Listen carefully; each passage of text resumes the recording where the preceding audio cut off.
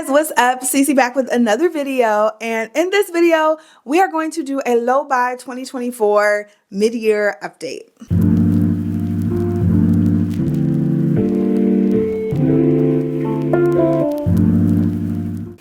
So what's up, y'all? Cece back with another video, and for those of you who don't know, my name is Cece. We talk about productivity, our corporate careers, and just all around how to be a badass woman on this channel. So if you have not already, go ahead, click that subscribe button, follow me on Instagram, follow me on TikTok, all the things.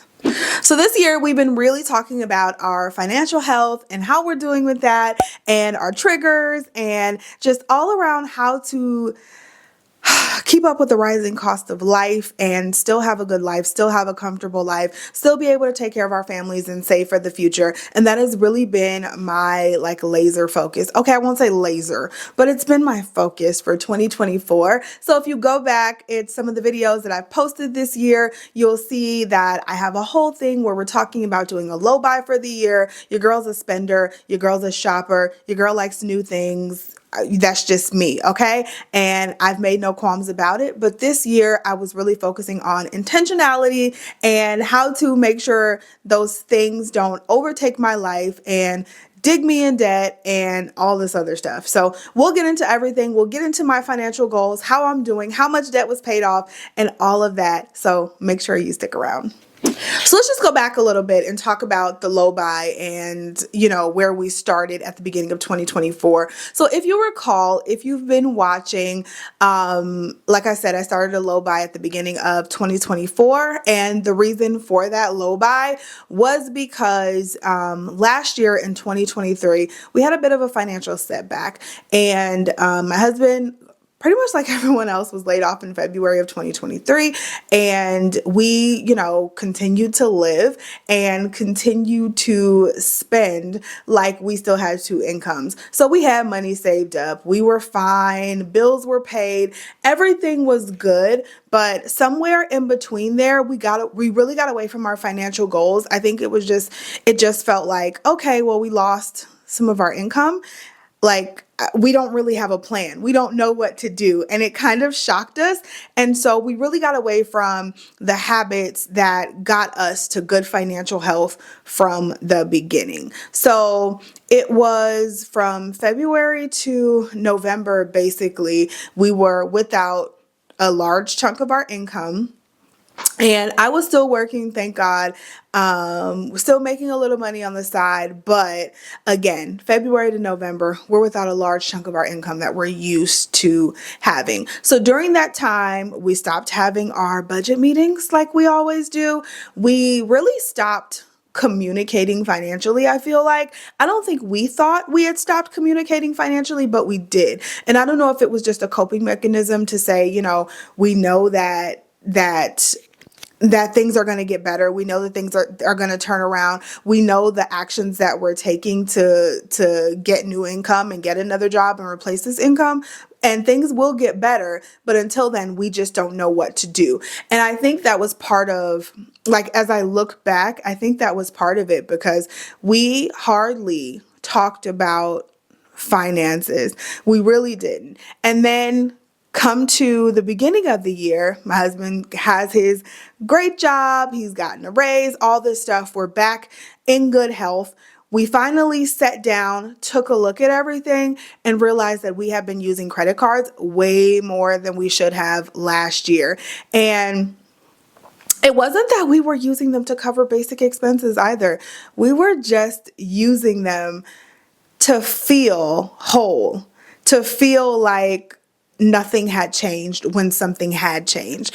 And I think that's part of knowing your triggers and having good communication and having those conversations, even if you're by yourself, just with yourself, knowing your triggers and knowing how you're going to respond in kind of those crisis situations is very important. And obviously you live and you learn. So we are learning everything as we go. And if this happens again, we'll be prepared for it. So my husband started getting paid from his new job in February, and we kind of let the dust settle and said, starting in March, we are going to meet every single week and talk about our money, where it's going, what debts we have, how we're going to pay it off, all the like. So we have these budget meetings and have been having these budget meetings since March every single week to look at our paychecks. We get paid bi-weekly, but we're on off week. So 1 week I get paid, 1 week he gets paid, and it just continues from there. And it's amazing. I love being paid on off weeks, but we also have a tendency, I feel like when you get paid weekly, you have a tendency to spend a little more because you're like, oh, I'm getting paid again on Friday. It's fine. So we have to make sure we're reeling that in as well. But that's been our plan ever since what happened in 2023. So let's talk about what we've accomplished so far in 2024. I have my little notebook here with all of my notes. So the first thing that we accomplished is, you guys, we have paid off about $12,500 in debt. Yay! So excited about that. Never thought you'd be feeling excited, to pay other people. But when you got that off your back, like, it just feels so good. And I've been in debt before. We've been in debt before. And so we've done this journey before. So we kind of knew what we were up against. But I think this time I think it was really a shock to look at those numbers. So we're about halfway, maybe a little less than halfway done. We still have about 15, 16K to pay off. I haven't crunched the numbers in a couple weeks, but we're still up there, but we've been doing so good. And this is only since March. Y'all, we really put our heads down and put money that we can toward debt. And like I said, about 12,500 have been paid off. So I just feel so good about that. I think what really happened is, once we sat down and was like, pull out your credit cards. What are your totals? We were like, oh, it ain't that much. It's really not that much. Then when we looked at the numbers, we were like, oh shit, this is really that much. So credit cards can easily get away from you. So I have cautioned you guys about this time and time again, and I'm going to say it again. Just be very careful. If you're going to use credit, be responsible about it. Be careful with it, because it does get away from you quickly. And before you know it, you're paying $1,000, $2,000 in minimum payments just to make your credit card those minimums. And when you're paying that minimum, baby, you're not paying that off for another 10 years. So you really have to be intentional when you're using credit and not just blow it on crazy stuff. Like, if someone were to ask me, hey, what'd you use on those credit cards? I couldn't tell you. I couldn't tell you. I have no idea. Like I was telling you guys before, we also created a payday money routine. So every Thursday, sometimes it shifts to other days of the week if we're busy, but for the most part, every single Thursday, we sit down, we have I have my little budget book, we have our debt payoff amounts and all of that. And we sit down and look at the money. We decide what's coming up for the week. We talk about what meals we're going to cook for the week, so we can then create a grocery list so we can stay on task and stay on budget at the grocery store. And all of that we talk about right before the paycheck comes, so we know how much rollover money we have from the week before and all of that. So we sit down and we do about a 30-ish minute meeting every week. Sometimes it fluctuates. If we have more to talk about, it's a little longer. If we have less, it can be a little shorter. But about 30 minutes every single week out of our week, we sit down and we go over our money. And this has been what's helping keep us on track. I feel like this is something that I want to continue. Like we've talked about, just continuing it.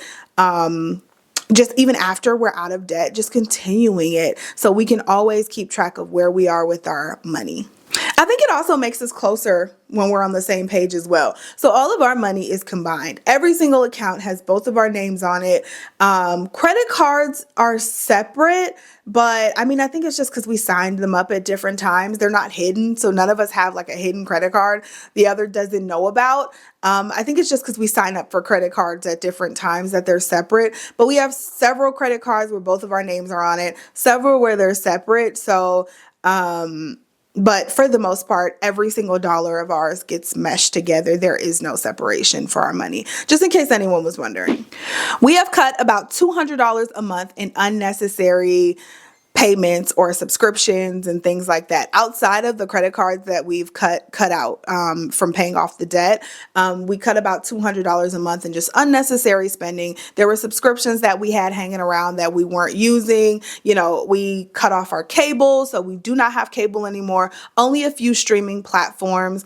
And we are just making sure, again, to just be intentional about every dollar that we're spending. We've also gotten back to our saving and investing goals. So we paused on saving last year just because, we were surviving. So we have gotten back to our saving and investing goals, and it just feels really good to be able to put that money away. All the kids have their savings accounts being funded again. We have our savings account being funded again and building it back up because we did go through our savings last year. So we're able to build that back up. And again, it just feels really good to be on the same page with money and to see your money grow. We also created better habits with our money in general. So just more conscious spending, no more using the credit cards. We're done with the credit cards, and just being intentional about where we're spending our money. Is there frivolous spending happening still? Yes. We are not like the hardcore, like Dave Ramsey, don't spend another dollar until you get out of debt. That's not us, and that's never going to be us. And it's just not the way I want to live my life. Like if something happens to me or my husband tomorrow, I'm not going to be like, man, we shouldn't have went on that last vacation. We should have saved this other dollar. You know what I'm saying? Like that's not how I'm going to live my life. I refuse to do that, but we are more aggressively attacking the debt that we have. So that comes with just being intentional about where we're spending money. And so if we want to go on this vacation next month, I'm going to be a little more intentional about the shopping this month and the month before to make sure that I'm making up for that money that we're going to spend there. All right, so let's talk specifically about the low buy update because I know y'all want to know about that. We've had some hauls on this channel. You guys have seen your girl's been spending money, okay? Have I been perfect with the low buy? Come on, you already knew that answer before I asked it, okay? We have not. However, something that I am very happy about is that I'm becoming much more aware of my trigger points and why I spend money and when I spend money and what I can do to make sure that I don't spend unnecessary money at certain places. So one of the things I put in place, like I told you guys already, we are making sure to meal plan at the beginning of the week before we go grocery shopping. And then when we go grocery shopping, I get the exact amount of stuff I need. Since I'm already planned for the meals, I'm not going above and beyond buying too much produce, buying too much meat, too much of this or that, and then it goes to waste. So that has been a huge savings and a huge help with that. And I've also been really good about shopping my makeup or shopping my closet and trying to just be more intentional about the clothing pieces that I'm buying. Do you really need these clothes? I have given away so many clothes this year. So many clothes, so many shoes. And so every time I go to buy something, I think about it. Like, do I have something like this? Or did I just give away something like this? Like, why did I give it away? Am I going to wear it? And most of the time the answer is no, and I can put it back. So I have my no buy and low buy 2024 list for you guys. And I just wanted to go through, I have not read this through again yet. So I just want to go through with y'all on camera and we'll see how good I've been with the red and yellow list. And so I had a red list, which was like a hard no. I don't want to buy these things all 2024. Y'all will see. Y'all will see. And then I have a yellow list, which is kind of a caution. I only want to buy this if I need to replace it or something like that. So let's go through the yellow list first. So pedicures 4 times a year. I've only gotten my pedi once this year and we're already midway through July. So that's doing good. I'm not going to get more than 3 more pedicures. I'll probably only get 1 or 2 more this year. So we're on track there. Makeup. For some things it was a replace only. For some things it was a make sure you're just not, buying everything that comes out. And for the most part, I think I've done pretty good with makeup. I got a lot of stuff back in February, I think it was during the Sephora sale. Was that in February? March? It was like around my birthday. I did do a lot of shopping around my birthday. However, for the most part, overall this year, you guys really haven't seen many makeup hauls because I really haven't been purchasing that much makeup. So I think compared to other years, we've been doing great with the makeup. For hair and skin products, same. I bought some stuff around the Sephora sale, but for the most part, I haven't bought any hair or skin products. Like I bought a few shampoos during the Sephora sale, but that was really it. I do have to replace my relaxer when I go to relax my hair every 10 to 13 weeks, but that's really it. So nothing there. Body care. No body care. I don't think I bought a single body wash, body scrub, anything like that this year. So we're doing great there. And we're still on the yellow list, by the way. Wigs. Wigs was something I only wanted to buy to replace another. So if I threw out a long brown wig, then I could replace that long, with another long brown wig. But since I've been relaxed, I haven't worn wigs as much this year. It's been my natural hair a whole lot. And obviously I've had braids for like the past 6 weeks, but other than that, I've been wearing my natural relaxed hair quite a bit. I probably won't go back to heavy wigs until the fall, just because it's too hot right now. Running shoes. That was something I said I did only want to purchase if I needed to. And I did purchase one pair of running shoes. I purchased my Hoka's. I started running outside in May. Like when I wrote this list back in January, I had no idea I'd be running outside. And I started running in May and I needed some outdoor running shoes. And my Hoka's have been, chef's kiss, the best thing to ever happen to my life. They're such amazing shoes. I have the Hoka Arahi 7s and hands down, one of the best purchases I've made in 2024. Do not regret it. A new planner. Not bought a new planner all year. Let me stop you there, because the weekly planner that I have like another 2 weeks in it, and I did replace it with that same weekly planner last week. So that was a $5 planner, but only for replacements for planners. So I shouldn't need to buy another planner for the rest of the year. Clothing was another thing that I only wanted to replace, so I would get rid of things if I bought something. And I've gotten rid of so many clothes this year. I haven't bought the amount of clothes that I've gotten rid of. I think I got rid of like 4 garbage bags.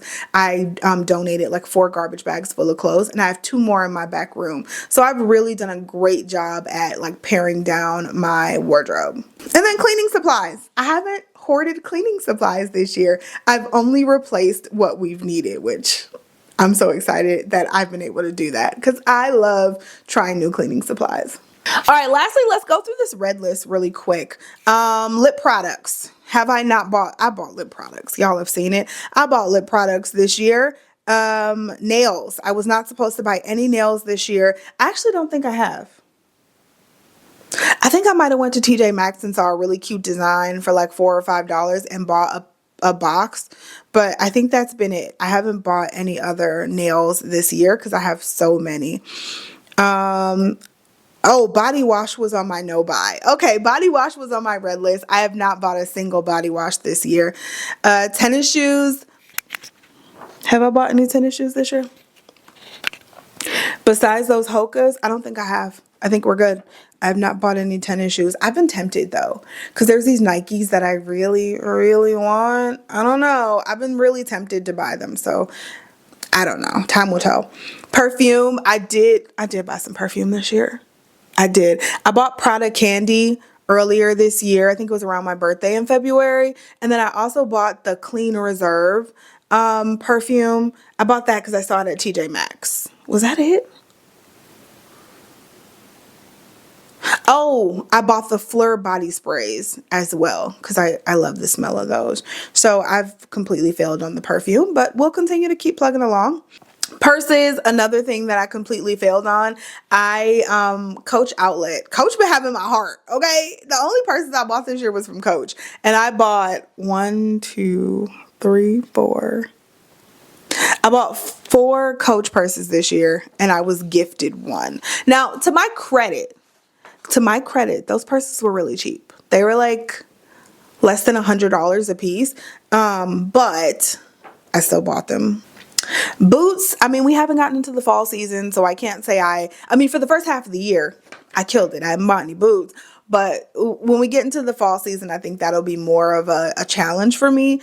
But so far, we're good with that. Water bottles. Let me explain this one. I bought 2 water bottles. I did. However, I had 2 water bottles.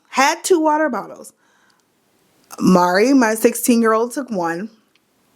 My husband started using the other. So then I'm sorry, I lied. I had 3 that I cycled through. 3 24-ounce water bottles that I loved that I cycled through. 2 of them were taken by the 2 men in the house. Then that only left me with 1. I like cycling through 2 water bottles at a time at least. So if one is dirty, I can use the other one. So that left me with 1. So I went ahead and purchased one, and that was that Owala water bottle that I showed you guys, the white one.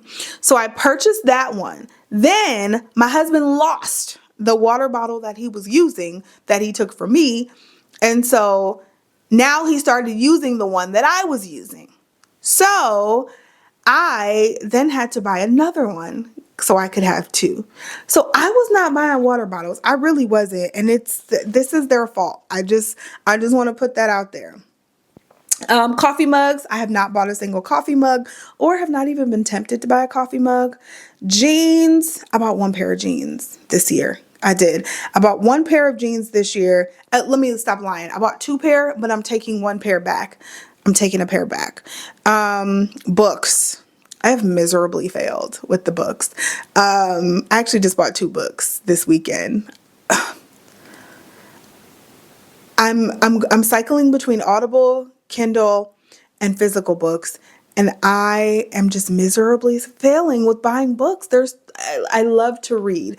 I love to read. I do want to sell the ones I have, like take them to the half price bookstore, donate them. I don't know. But I do like to sell the ones that I read, but I really need to stop buying them. I'm going to be really intentional about that second half of the year and not buy any more books because it's getting ridiculous. Gym clothes. I have bought some gym clothes. I have bought a few pair of leggings and a few pair of shorts as I've seen them on sale. But mostly they've been running shorts because, again, I started running outdoors. And so I needed different clothes than what I lived in. So, yeah, that's my story and I'm sticking to it. Electronics. We've bought some electronics. I bought a camera. What else did I buy? I bought a camera, that Insta360 X4. I did buy that. And I bought a few accessories, but nothing else really. I don't think I bought anything else. Sunglasses. I have not bought a single pair of sunglasses, and I don't need any more sunglasses. Gym planner or gym logs, gym workout logs, food logs. I have not bought any of those. Notebooks or pens. I have not bought any of those. And phone cases. I have not bought any of those. So all in all, I don't know. That was like a C minus, how I've been doing with the low buy first half of the year. We still have another 6 months to go, 5.5. So we'll see how the rest of the year shakes out. But if y'all see me hauling stuff, help me out. Just help me out, okay? In the comments, y'all gotta help me out. Because like I said, shopping is truly my weakness. I love doing it.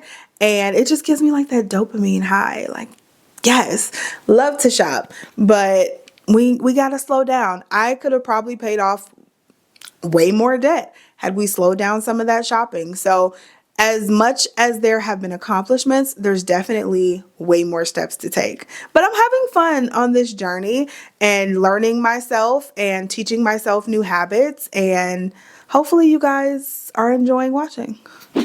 So that is it for this video. I hope you guys enjoyed it and it was helpful and entertaining for you. Thank you so much for watching, and thank you so much for all of your love and support. If you are on a journey like me, let me know down below. I'd love to know how you're doing on your low buy journey, your budget journey, your money journey, all of that. And if you want to see more in-depth videos like how we budget our money, what that looks like, let me know, and I can also do a video about that as well. Thank you guys so much. I love you, and I'll see you in the next one. Bye.